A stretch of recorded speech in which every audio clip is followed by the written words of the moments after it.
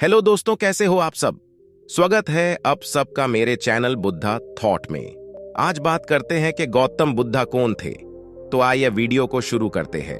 गौतम बुद्ध का जन्म ईसा से 563 साल पहले, जब कपिलवस्तु की महारानी महामाया देवी अपने नहर देवदह जा रही थीं, तो रास्ते में लुम्बिनी वन में हुआ। यह स्थान नेपाल के तराई क्षेत्र में कपिलवस्तु और देवदह के बीच नौतनवा स्टेशन से 8 मील दूर पश्चिम में रुक्मिंदेई नामक स्थान है।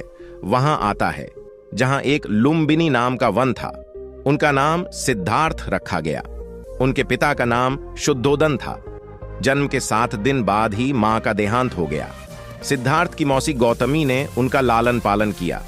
सिद्धार्थ ने गुरु विश्वामित्र के पास वेद और उपनिषद तो पढ़े ही, राजकाज और युद्ध विद्या की भी शिक्षा ली। कुश्ती, घुड्ड, दौड़, तीर कमान, रथ हाँकने में कोई उसकी बराबरी नहीं कर पाता। सिद्धार्थ के मन में बचपन से ही करुणा भरी थी। उनसे किसी भी प्राणी का दुख नहीं देखा जाता था।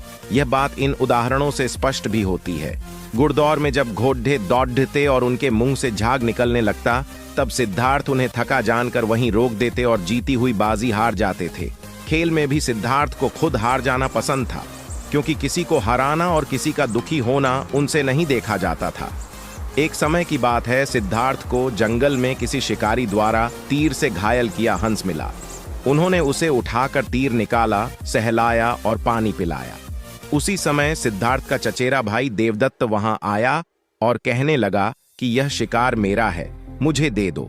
सिद्धार्थ ने हंस देने से मना कर दिया और कहा कि तुम तो इस हंस को मार रहे थे, मैंने इसे बचाया है। अब तुम ही बताओ कि इस पर मारने वाले का हक होना चाहिए कि बचाने वाले का।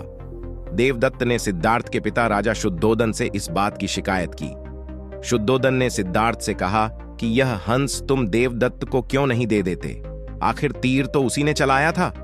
इस पर सिद्धार्थ ने कहा, पिताजी, ये तो बताइए कि आकाश में उड़ने वाले इस बेकसूर हंस पर तीर चलाने का उसे क्या अधिकार था। हंस ने देवदत्त का क्या बिगाड़ ढा था, फिर उसने तीर क्यों चलाया, क्यों इसे घायल किया। मुझसे इस प्राणी का दुख देखा नहीं गया, इसलिए मैंने तीर निकालकर इसकी सेवा की, इसके प्राण बचाए।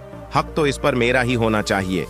राजा शुद्धोदन को सिद्धार्थ की बात जंच गई। उन्होंने कहा कि ठीक है, तुम्हारा कहना, मारने वाले से बचाने वाला ही बड्ढा है, इस पर तुम्हारा ही हक है। शाक्य वंश में जन्मे सिद्धार्थ का 16 वर्ष की उम्र में दंडपाणी शाक्य की कन्या यशोधरा के साथ हुआ। राजा शुद्धोदन ने सिद्धार्थ के लिए भोग विलास का भरपूर प्रबंध कर दिया। 3 आरतुओं के लायक 3 सुंदर महल बनवा दिए। वहां पर नाच गान और मनोरंजन की सारी सामग्री जुटा दी गई। दास दासी उनकी सेवा में रख दिए गए, पर यह सब चीजें सिद्धार्थ को संसार से बांधकर नहीं रख सकी।